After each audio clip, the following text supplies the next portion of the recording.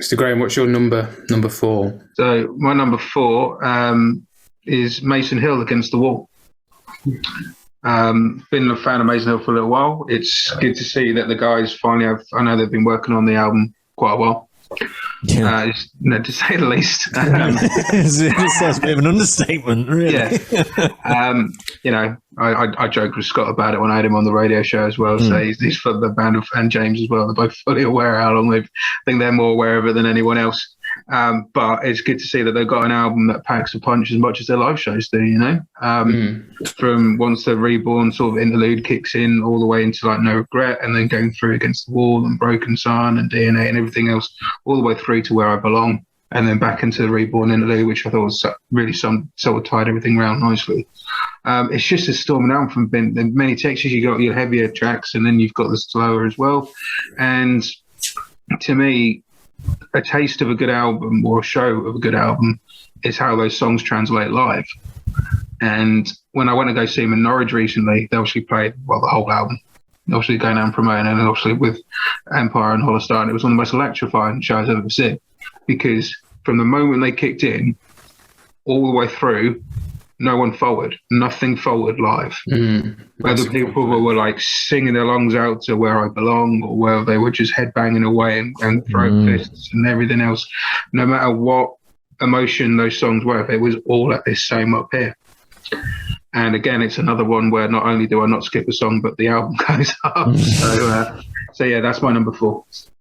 Cool, man. It's not. I'll admit it's not in my top 5, and maybe that you're speaking about that is because I've not seen Mason deliver it live, and really showcase the power of it. I love the way you described that. Because I really felt the intensity of it and how much of a killer gig it must have been. So, it was amazing, mate. They made the Norwich Waterfront, which is, they were upstairs in the studio, so it's like 500 capacity, and they made it feel like Donington. It just felt huge in there. That's killer, man. Killer. Top 4. We're getting serious. My number 4 is Mammoth, WVH, their debut self-titled album, of course. It's Wolfgang Van Halen.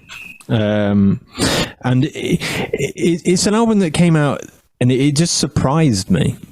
I didn't see it coming, and it's just a really well-made album. I mean, he did all the instruments himself in the recording, which is outrageous. It's disgraceful. Obviously, the guitar playing is fantastic. I mean, he's learned from the best, really, hasn't he? Yeah. And yeah, it's got shades of his father in the first song, Mr. Ed, but outside of that, he goes and does his own thing, and I really respect him for doing that. He could have just essentially done a Van Halen-y thing with his ability, but he's chosen to go on his own way, and it's just really catchy. Again, it's one of those. It's fun, it's enjoyable, and then the last track is really heartfelt about his dad, and yeah, it's got a bit of everything in there. And I think, because of that, it's in my top 4, and it surprised me as well. I didn't. I really like what I've heard from this album, but I've not heard it as a whole album yet. Yeah. It's just got lots of different flavors in there, but he's got his own sound, and he's come out of nowhere. And it's very rare these days that you can surprise. Like, just go, here's an album that you weren't expecting to. It does feel like it just came out of nowhere, and has absolutely floored everyone that's into it, And I like the way you described it, right, in terms of the fact it was, he could have easily have gone the Van Halen route, but he wants to find his own sound and his own identity, and it appears that he's done that really well, which is a massive compliment to him. Yeah, and he also gave that little bit of Eddie Van Halen in the first track, so he does give you a little bit of that flavour that you're kind of like, go on, just do something a little bit. I think he's got to do a bit. He's got to do a bit of a nod, hasn't he? He did a little nod, and it was like, that's perfect. So yeah, for that reason, it is my number 4. Cool. My number 4 is a band we've just had the pleasure of gigging with for a couple of days, and it is the lovely Gentleman in the Dust Coda with Mojo Starline. It's just been voted New Wave of Classic Rock's Album of the Year. I did toy with it.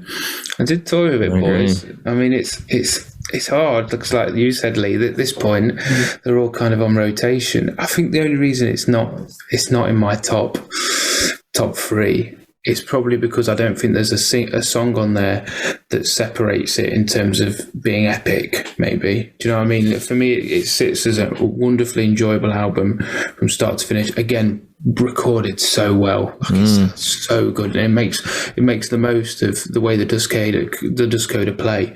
When you see him live, you know, he plays like a Fender guitar into a Fender amp, you know, and Adam's got the Marshall, you know, and it's a different sound, and that comes across so powerful on the record. But like I say, there's not a song that, like a Stairway or something, you know, something that elevates it. It's just a fantastic killer, so well written lyrically and everything from start to finish. But I think compared to my top three, it's just not got that thing that just takes it. But at the same time, it's still pretty killer, you know. I mean, this album floored us when we first heard it, didn't it? Right? Great. Oh man, it's just so good. Re-listened to it as well. Like I've not listened to it in a while, but because we was doing this, I re-listened to it and I was like, oh, every song, it's like fucking hell, this is great. So many choruses. I think Demon is like the best opener on an album in a long time. Oh, it's killer. Just grabs you straight away. And Jimmy 2 times, you know, breakdown. But even when you get later in the album, you know, the songs that you think like, oh, I forgot about this, you know, just stuff like It's a Jam, you know, and They Don't Know Rock and Roll. It's like after that, you think, bloody hell, where's this come from? It should be settling down at this point, you know. So yeah, that is my my number 4. So number 4s we've had Mason Hill from you, Lee. That was your number 4, and then who did you have, Rye? I've had Mammoth, WVH Wolfgang. And then I've had Mojo Skyline. Right, top 3 now, gentlemen. Top 3. Everyone settle down. Everyone's calm down at the back. Everyone settle down. Lee, brace yourselves. Right, boys, while you guys were talking there about your previous decisions, I've realised I've made a monumental cock-up. I've forgotten to put the Dustcoder in. Bloody hell. Unbelievable. You might actually send Ryan into some form of cardiac arrest. I mean, I felt some palpitations there for a minute. I mean, it's obvious then. It's difficult though, man. I mean, I have realised while we were going I can't believe I forgot it. I mean, I had that album spinning for about 8 weeks on the I was going to say, you've been listening to it. What have you been doing, Lee? I've been reviewing them. I've been listening to the album solidly. He's got the tattoo. Have you been to see him yet? In person? I've seen them, but not on this current Right, tour. yeah, you see, now that could be the thing, because obviously you state throughout your list here that you've seen quite a lot of the bands live. Yeah. So that could be what was at the forefront of your mind. Yeah. I've just realised I forgot to put Blackberry Smoke's album on here as well, which I'm very disappointed because I'm a massive Blackberry Smoke. You spent half a year, Lee, preaching to me about Blackberry Smoke, saying you've got to listen to this album. Shit! What and then year? he forgets to include them. When did Marcus King's album come out? Because we got another one now. I mean, what's going on? We're gonna have to do top 15. This is chaos. Let me just check. I didn't know. It's all right. Eldorado came out in 2020. Oh, you're safe. I know. I think that would have been. We'd have had to probably. That would have been serious because I mean, I've been up Marcus King's arse for pretty much the entire podcast, so it'd been disgrace. Right, so we've all got it out of systems. Yeah. I'm sorry, Dustcoder. I'm sorry, Blackberry Smoke. Big fans of this show. Sorry, everyone. Of course they are. I mean, they'll be tipping up the table now. They'll be livid, man. I know. Livid. Imagine if now it gets the top 3 and our number 1, mine's Blackberry Smoke and Lee's is the Dustcoder. Oh, that'd be the ultimate. What a plot twist. It's not. Yeah. Calm your tits, but it'd be pretty cool. The good thing is, though, when I do the radio show, at least I'll get to play the Dustcoder because they're Very true. That's it. We've covered all angles between the 3 of us, boys. So yeah, top 3 now. Not laughs. Serious. All fun and games. Ryan, stop laughing. Stop laughing. He's very serious now. Oh, that is serious. You look like I should give you money. It's the nightmares sorted for this evening. As has been the rotation, we've obviously gone Mr. Graham, Mr. Vasey, and myself. Mr. Graham, what is your third favourite album of the year? So my number 3 is a man who's often known for his early work, and people say that he only did certain songs like Cars and Our Friends Electric.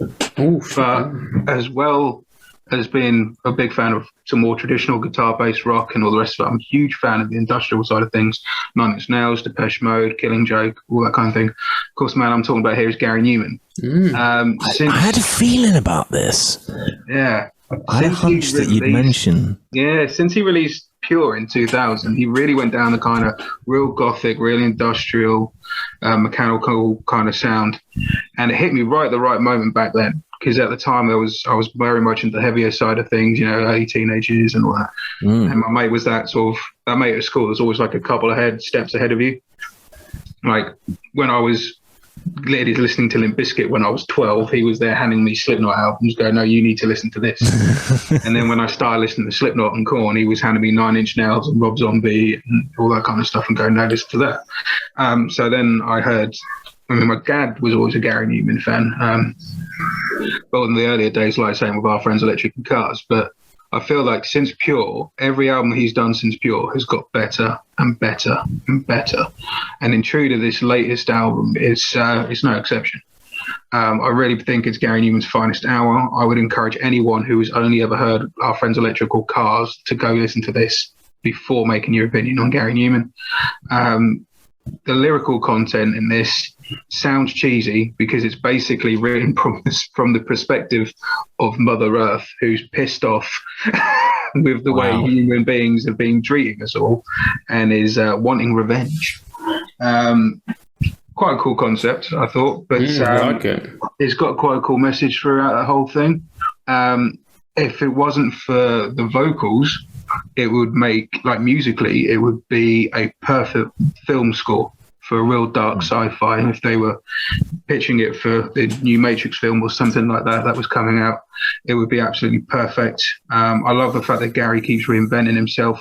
He's been battered to go and do call the sort of retro tours and nostalgia thing, and he's constantly gone, "I'm not doing that anymore. I'm doing this." Yeah, fair play, man. I love that about him. It's the same reason that I love when I go see Saxon, that Saxon will focus on their current album and then do a sort of selection thereafter. Gary Newman does the same. Every time I've seen him, he's been to the point where he did Sonosphere Festival in 2014, and I dragged friends along because they're like, "We are not going to go watch Gary Newman." I'm like, "You're fucking coming to watch Gary Newman because none of you believe me how good he is. You're coming to watch Gary Newman." And I think they kind of came to make a point, and I proved them wrong. And they've come with me since. They've bought albums since, and I think he's an artist that gets quite overlooked because of, he had a real big peak in that late 70s, early 80s with Cars and Our Friends Electric and all that kind of thing, Down in the Park and what have you. But this album, I think, is his finest album, and it's for that reason that it's my number 3. Killer pitch, man. Absolutely. Interesting news. You made me want to listen to it. That's interesting. It's really industrial. It sounds great. Like I say, it'd be a perfect movie score. It really would. I mean, I had an ex-missus who was a bit of a goth, and she used to play it in one of his most recent albums, and I really enjoyed it. Immediately took me back to thinking, this is fucking cool, man. This is killer, and I really resonate with that idea. It's very attractive to me in terms of being a fan of someone's music, for them to feel, like we said with The Darkness, for them to be comfortable and to know who they are, and to be able to then put that on a plate and deliver that to a listener, and for it to have the humility and all that bollocks that it needs, because it's hard, because some people could judge that as him trying to go through a midlife crisis or anything. So the fact it comes across that he's artistic and he's fine, he's still creating and challenging himself is really cool. Yeah, so now definitely check that out. 100%. Very interesting choice. What's yours, Mr. Vase? Is it also Gary Newman? We lined up again for the shock of 2021. Imagine the shockwaves that would be rippling through the world right now. No, to your surprise, it is not Gary Newman. He's just not my cup of tea. But this is a band that I think has been massively overlooked by lots of other people's kind of top 10, top 50, top 20, whatever it is. It's usually quite far down, and I think that's a disgrace. It's Inglorious with We Will Ride. I had a feeling you were going to pick this one, man. Well, there you go. You see, you knew. I think it's a great album. I think it's the best thing that Inglorious have put out, and Nathan there. I think, as we mentioned before, bringing Danny into the band has kind of elevated them up to a new level. I mean, the amount of riffs that he's putting out on this album is ridiculous. It's very catchy. Throughout the album, there's great lyrics in there. It's got a bit of everything. It's got that kind of like shades of like some 80s kind of vibe going on. It's a bit of everything, and I think it plays to Nathan's strengths, and certainly plays to Danny's strengths as well. And I think it should be well up there on people's lists, quite frankly.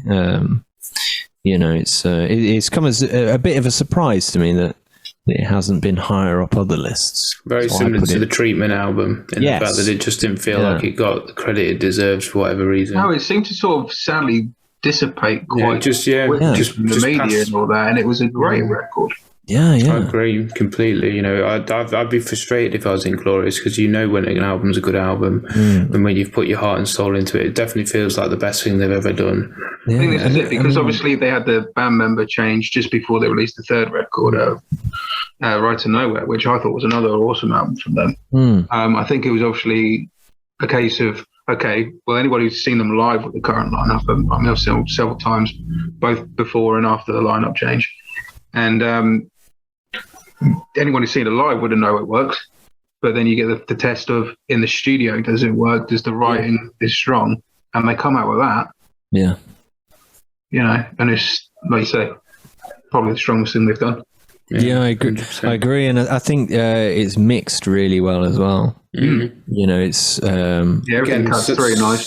So important. Important. If it's mixed shit, it just gives it just gives it. I love that. If it makes it sound shit. It's true. It's true. You can have the greatest collection of songs in the world. It's true. And a lot of bands fall down because of that. Whereas because it sounds killer as well, it just elevates it to that level. Those bands that I loved a bit who'd seen live, and live they had a really good groove and swagger, and then I bought their EP, and obviously because they're earlier on in their career or whatever, they can't get the band they want to. And it's just, you listen to it and you're like, that's not a real cool representation of what you guys are doing. It just ruins it. Kills the vibe, man. But yes, that is my number 3, because I think that is, the strongest thing Inglorious have done, and I feel, it's very close to a complete package. At one point, it was jostling at number 2 and even at number 1, but these top 3 are like on a different day. It could be, a different outcome. But that is my number 3. My number 3, gentlemen, is a record that I wasn't even aware of until Mr. Vasey told me about it. And he said, you need to check it out. Check it out. And I felt absolutely head over heels for it. It's Foo Fighters' Medicine at Midnight. Now, I didn't realise about this album until I was saying to Rye off air. Planet Rock put a post out a couple of days ago saying, what is your favourite album of 2021? And they had some album covers, and I saw it and I thought, fucking hell, this didn't come out this year, did it? And I Googled it and it came out in February. And this album for me, start to finish, is wonderful. I think it's recorded impeccably. I think it showcases all the musical and creativity that the Foos have got at this point.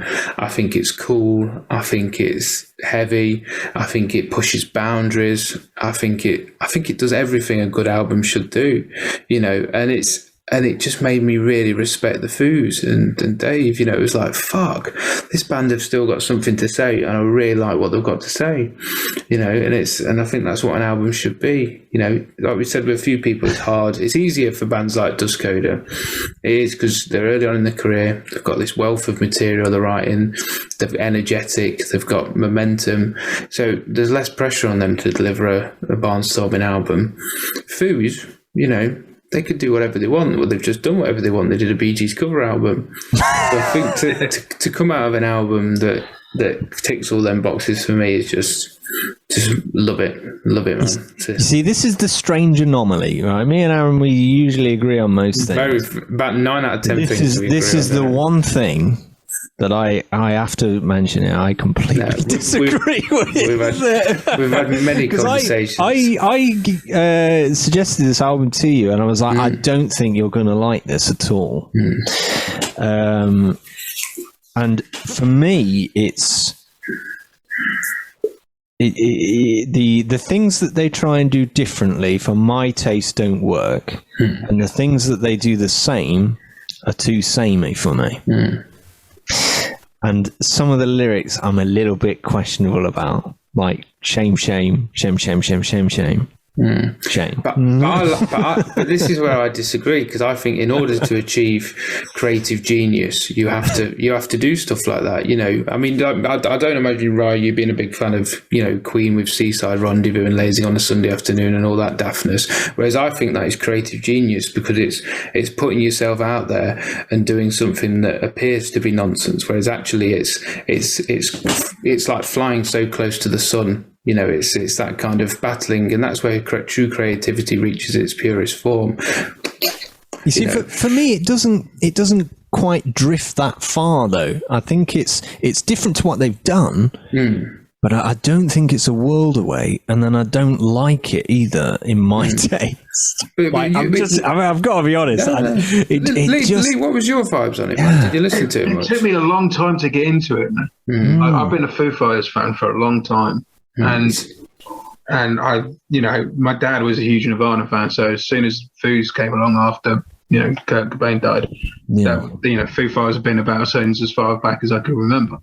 And what I've always admired about the Foos is that they will go and do something completely different from the last record, and they will go and change things, and they will go set it up. But I think some of those things have worked. And I liked it, but I don't think it's their finest hour. It's weird, because I never liked the Foos. I've never been that into him, so I was completely took off guard by it, and I don't know why I like it. I don't know why I'm so into it, but I just is there something that really sticks out to you? I don't know. I mean, I'm looking at the track list now. Or is there? But it's every I can look at every track now on the track list, and I can imagine it in my head. And I can't do that with every album on here. Do you know what I mean? I can look at it and that's interesting, because I'm the total reverse. But it's weird though, isn't it? I know. Ryan's blocking them out. Yeah, it's emotionally, so he could process it. You know, I love it. Like I think Cloud Spotter, which has got this Bowie vibe. Cloud Spotter was one song I did enjoy. Yeah, it was really killer. I mean, I like Shame. I think Shame's great. I love Chasing Birds. I love No Son of Mine. I think that's right. Heavy Queen. I like Medicine at Midnight. I like Waiting on a War. I think the only song I'm not overly keen on is probably Love Stars Young, the final track, but I can listen to it back to front and really enjoy it, you know. And it was cool for me, because it's not the sort of thing I'd normally listen to. Yeah, I think that's a really enjoyable. It's like finding a secret mission on a game. It's like, oh fuck, I've not done this. You know, I'm excited to see whether I can cope with it and whether I enjoy it. You know, and it, you know, I did. You know, it's weird. I can't describe why, because normally I'm not keen on the Foos. You know, but I'm just curious at this point. Yeah. Like, well, it was interesting because the guitarist out of the Damn Truth said when we did the question, he mentioned the Foos, and I'd not listened to this album at this point, and I kind of said, oh, that's a bit of a surprise, and he was really defensive. He said, no, the Foos are really cool, you know, they're really elevating stuff, and maybe that made me think, maybe I need to listen, you know, maybe there's something there. Then obviously you recommended the album, right, you know, more just because you didn't think I'd probably be into it. Well, I said to you, I remember at the time, I was like, give this a go, but like if you want something that's a little bit outside of what you normally listen to, but I don't think you'll like it. I've reached a really weird point in my musical life, boys, and it's weird. For a long time, I was very sort of I had to go through musical chapters. So like 10 to 14 was Iron Maiden, New Wave of British Heavy Metal, Motorhead, very restrictive of anything outside of that. And then 16 to 18 was metal. And then 18 to about 22 was purely 60s psychedelic rock. Like I didn't listen to Iron Maiden for about 4 or 5 years. And then I met my Mrs. Jade, and I felt really comfortable in myself, you know. I know that sounds like a load of bollocks, but you know, and I started listening to whatever I enjoyed, and it was like, okay, I'd never listened to this record, you know, 5 years ago, maybe even 3 years ago, you know. Whereas now I listen to, like I say, jokingly, Bartley James Harvest, you know, Yes, you know, Iron Maiden, whatever I want to listen to, I'll listen to. And maybe this is just the album that kind of, you know, is my album for this particular point, you know, where it's like, you know, oh, I enjoy this. Don't know why. Everyone else thinks it's a bit shit, but I quite like it, you know. So. For those that are still watching at this point, if you like Medicine at Midnight, comment below, and let us know why. Because we want It'd be interesting to see though, like who the people who enjoyed it. Yeah. Are either like Aaron, who weren't big Foo Fighters fans but really loved this album, or vice versa. Because it is an interesting discussion, you know, because it's the opposite of what I'd normally indulge in, and I loved it, you know. I think the main reason at the time, and it's probably the same now, is because it feels like a musician's album. It feels like it's recorded wonderfully. It feels like it's just a collection of fantastic musicians that have just gone in there and just written the music that they want to write. I imagine it's just an amazing creative process to be involved in, and maybe that's what inspires me. Maybe that's part of why. Yeah. I don't know. There's definitely some pretense in there. Some interesting, but yeah, I enjoy it, man. It's a good album. I'd recommend it. See what people think.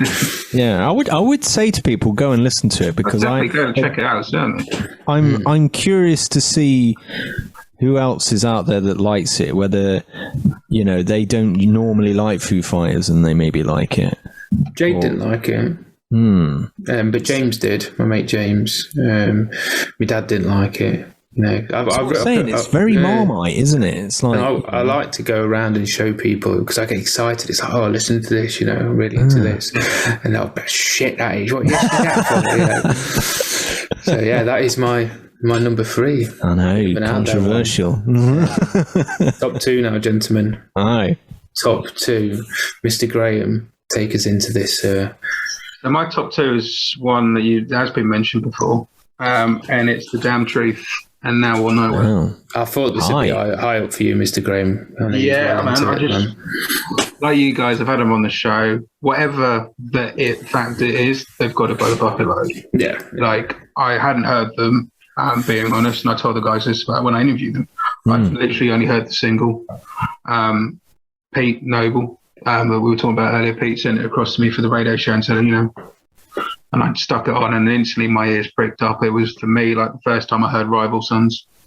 Something in the back of my brain went hello, and so I listened to it, and I kept repeating this. Just This Is Who We Are Now single over and over again. I couldn't listen to it enough.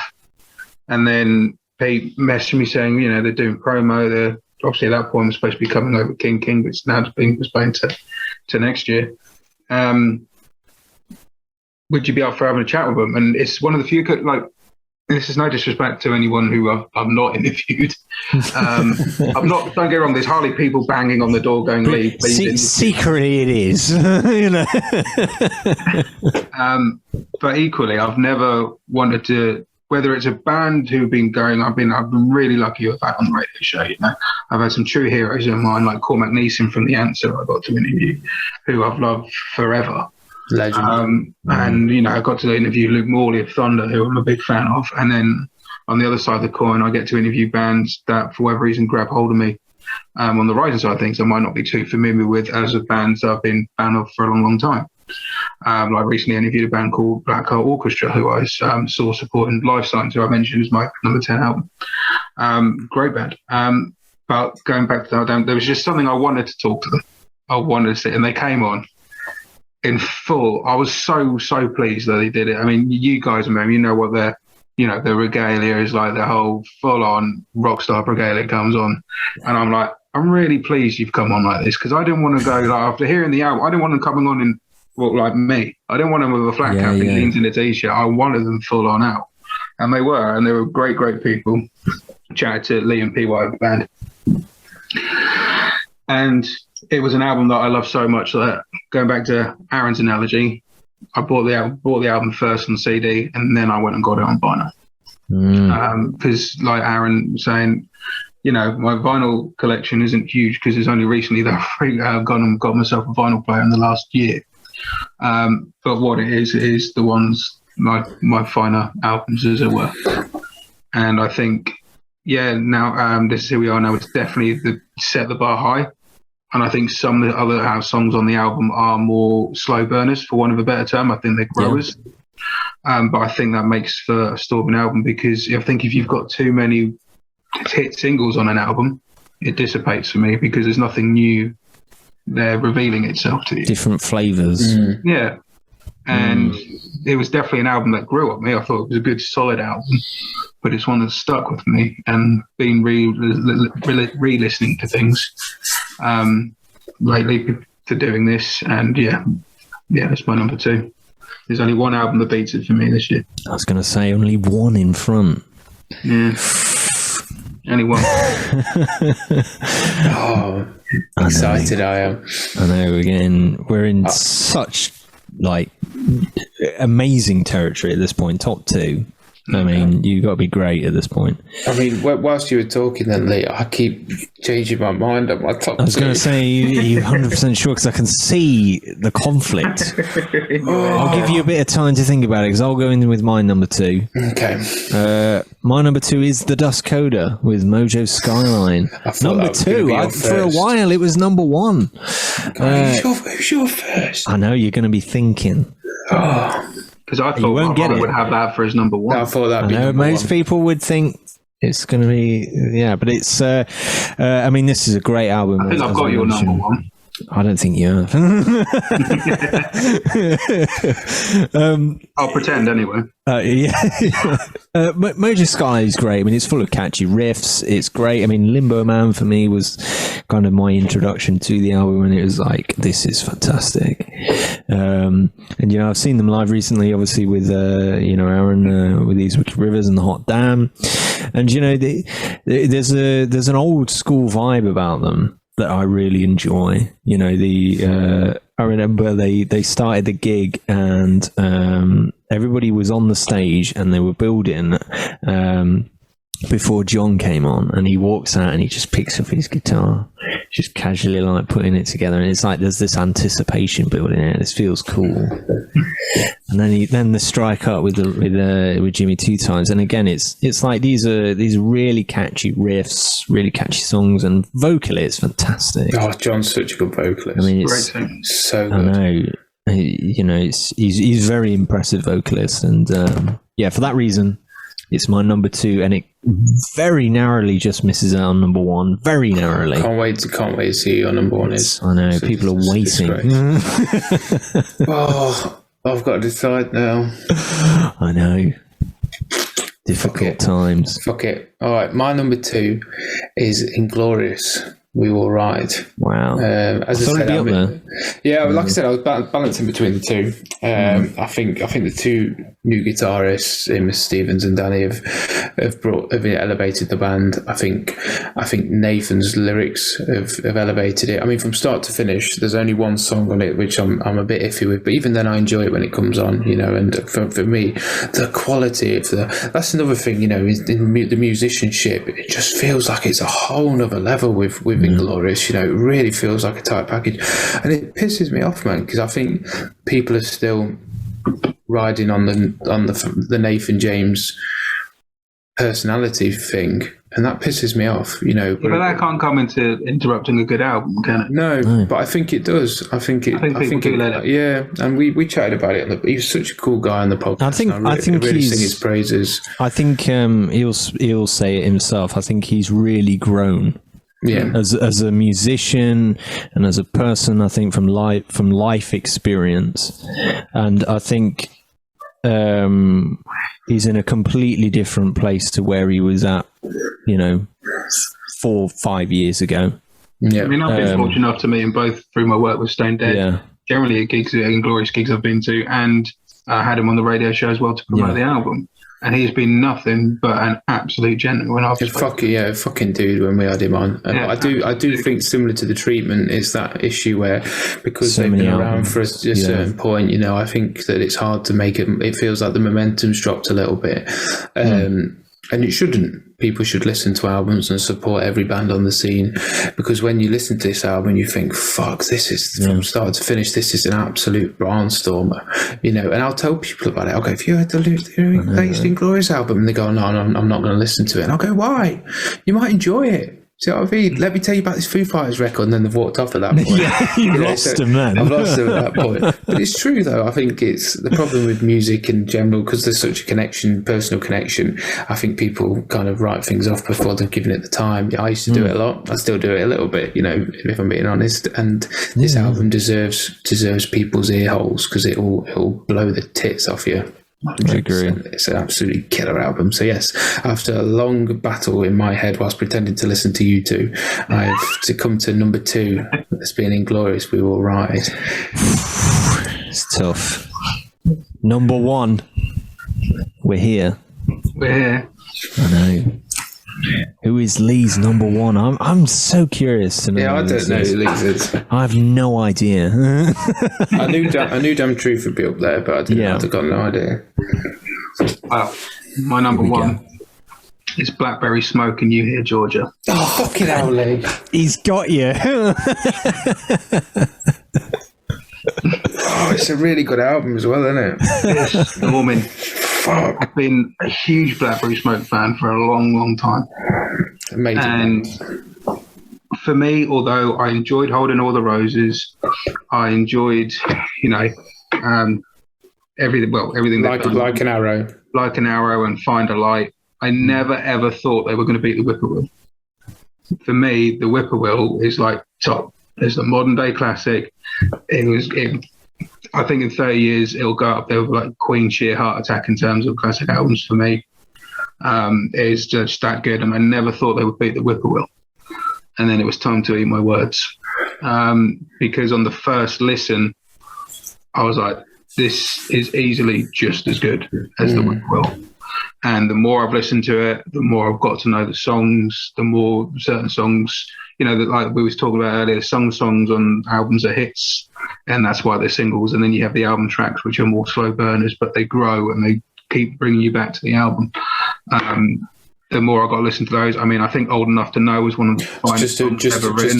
Just about to say that, man. It's such a wonderful song. Makes the hairs stand on my arms. Yeah. You know, I can't believe I forgot that album. I'm absolutely disgusted in myself. Yeah. And most albums can kind of, you know, peter off towards the end. You'll get this big thing, and then it kind of drifts away in terms of quality towards the end. But I think Old Scarecrow could have easily been the opener. Yeah, I agree. You know, I think you could have easily swapped Old Scarecrow and Live It Down.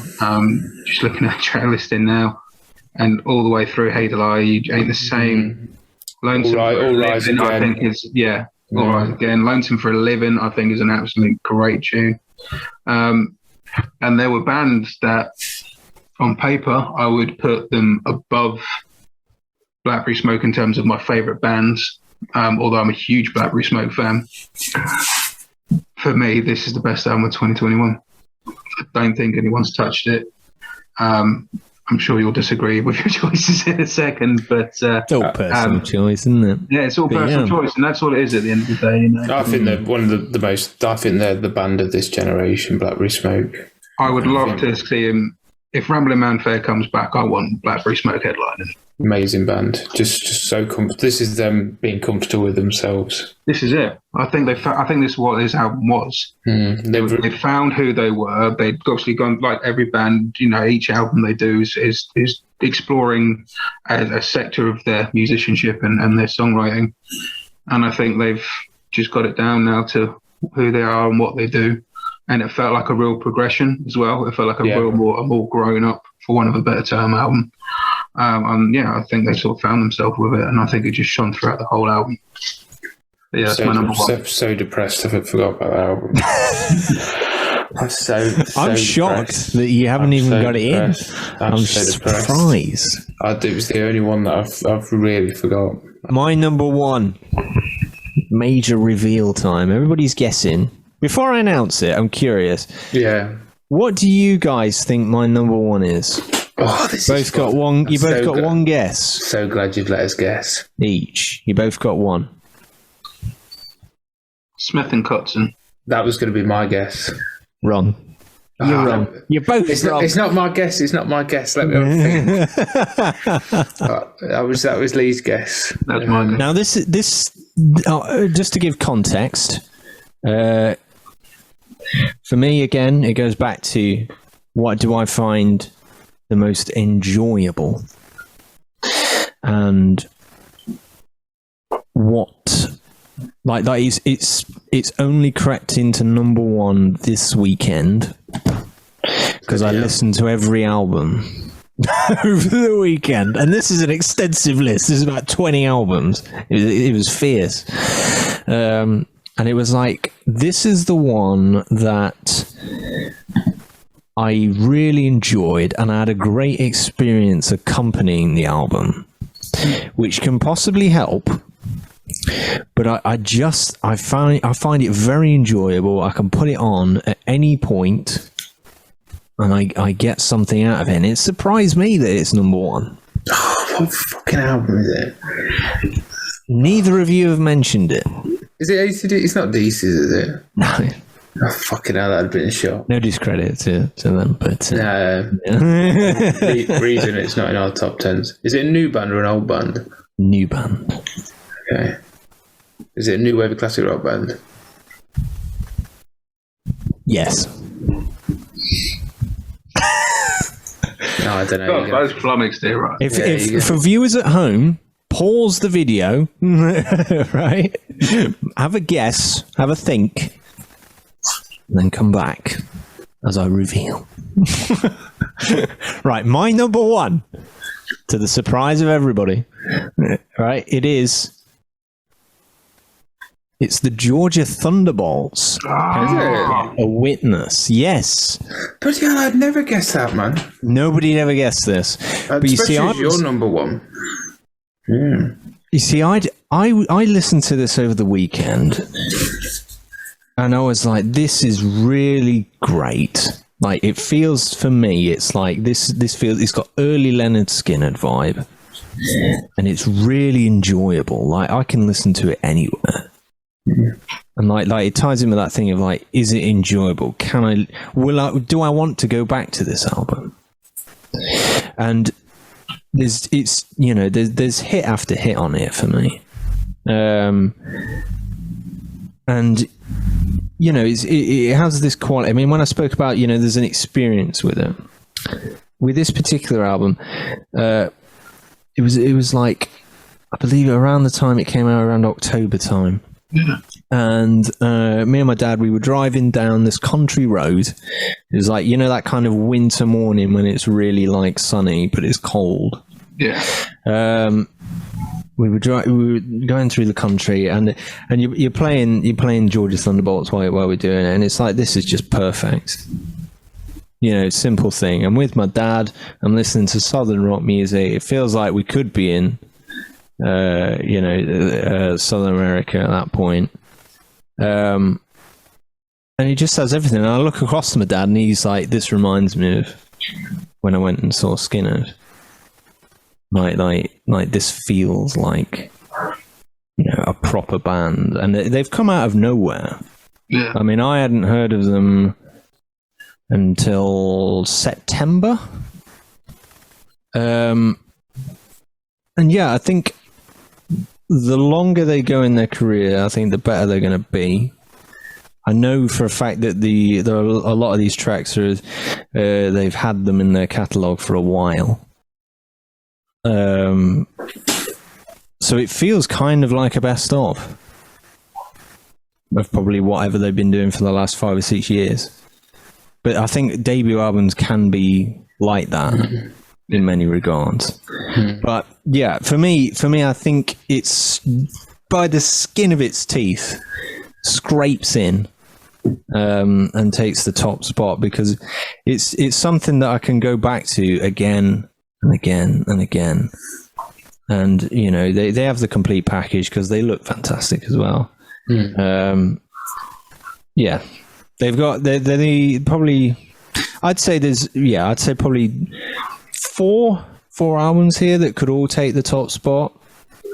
Could all be jostling for that position, but in my personal opinion, they take the top spot because it's big shock lately. It shocked me. I listened to all of these albums, and the one that stuck in my head was this one.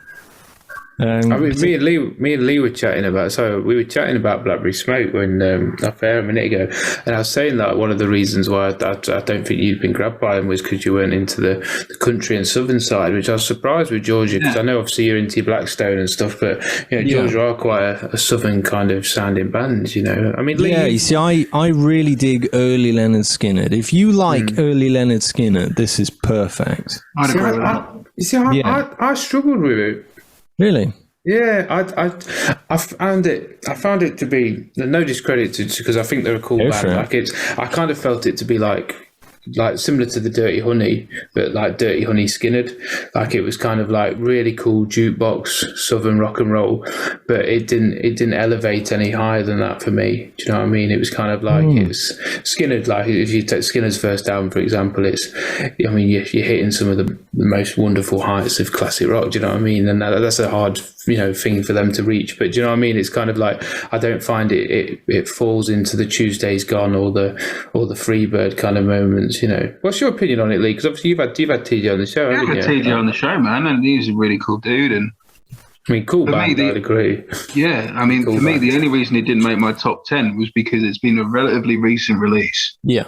And I've not got to know the grips with it as some of the other albums I have in my top 10.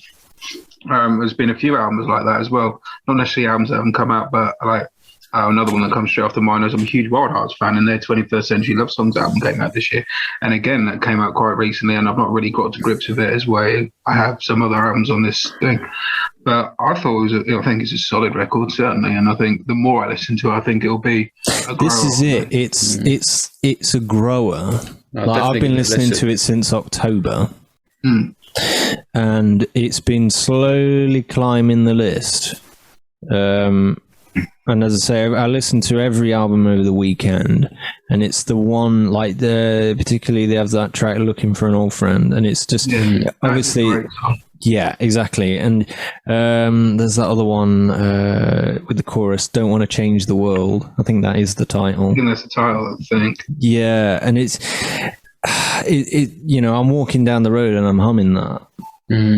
I can't get it out. It's to the point where it's kind of annoying. It's like, for God's sake, it's still there. It's a sign of a quality album. And that's it. It's like, because it's really sticking with me. It takes a lot for me to have an album that sticks with me, because I'm very forgetful, particularly with lyrics. So because of that, and because of that enjoyability, I'm not going to go back to Iron Maiden as often as I am this. I'm not going to go back to Dirty Honey as I am for this. So yeah, it was like, well, hey, it can't be fourth, it can't be fifth, it can't be this, that, and that. So it's cool. It's always going up that list. So it is my number one. Controversial, probably. Yeah. Interesting. No, it's cool. My number one is Greta Van Fleet, The Batter at Garden's Gate. I had a feeling.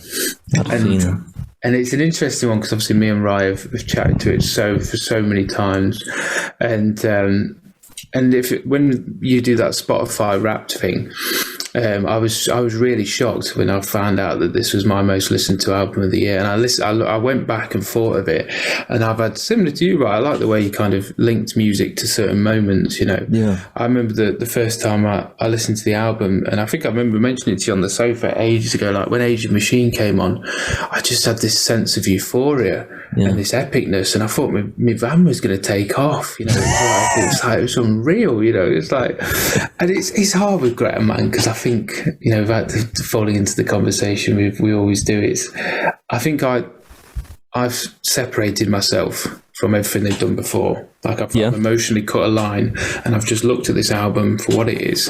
And a really good example is my mate Lewis, who's a fucking really cool guy, really cool blues guitarist. Never listened to Grow in his life, just because he's old. He listens to old shit. And I said, "Oh, check this out." And he thought, he was like, "This is the coolest thing ever." Do you know what I mean? Like, this is fucking so cool. Why have I never heard of this band? You know, and I think he'd reacted the same if he'd heard the first EP or whatever, because it's just the nature of when you first get a bit of Greta in you. But I like that because it was a completely subjective opinion, and it was kind of like that initial burst, and that was kind of I've tried to ride with the album. And I like the fact that, like we mentioned before, whether it was on Fair or in the pod, or about albums starting with heavy openers. I quite like the fact they don't do that. You know, it reminds me a bit of the Queen mentality. You know, that this is who we are. This is what we're putting out there. We don't give a shit about any rule book. You know, even with the epics, I think when you spend time with the album, it separates, and you start to look at individual songs for what they are. It just takes a bit of time. You know, I remember the first time I listened to Dark Side of the Moon, I really didn't like it. I thought it was boring as fuck. Now it's my favourite album of all time. You know, and I think sometimes to get to the top of the mountain, you have to work hard. But when you're at the top and you're fucking feeling it, it's worth that little bit of hard work. And that's kind of where I'm at with it. There's only one song I don't like on it, and that's I was going to say, what is? It's Tears of Rain. I think Tears of Rain's a bit of a poor tune, but I think Like My Love's, I think Caravel's such an awesome classic rock song. Age of Machine is just fucking epic. My Way Soon is just an awesome classic rock song. I love Broken Bells. I love Built by Nations. I love them three ending songs: Barbarians, Trip the Light, Fantastic, and Weight of Dreams. Whereas before, I thought that it was heavy. You know, I thought I struggled because it was like the last three songs on the Maiden. But when you spend time with it, and I think the lasting thing with it is, if I'd never heard of Great Van Fleet and I walked into a charity shop and I was looking for a vinyl, and it was like, this looks cool. It's got like a little kind of, thing on the front. I will take it home. Oh, is it £3? Sound, I'll have that. Bang it home, give it a clean, chuck it on. I'd be like, fuck, this is so cool. Like, where the fuck has this come from?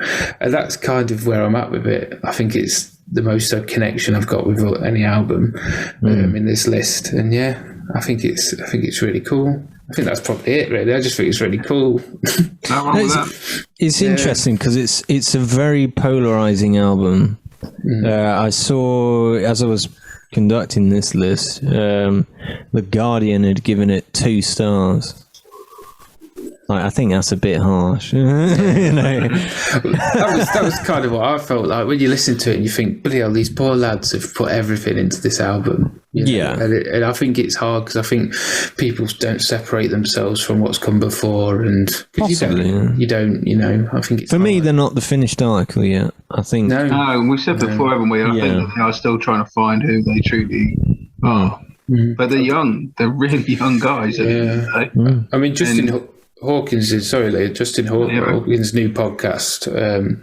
Me and Ryan were chatting about this. He kind of chats about Greta Van Fleet, and he talks about them kind of being a bit like Queen and stuff. And I really like that metaphor because Queen's first 2 albums were heavy rock albums, stuff like Ogre Battle. And there's probably a lot of heavy rock fans that feel like, oh, Queen are awesome, very similar to Greta's first EP.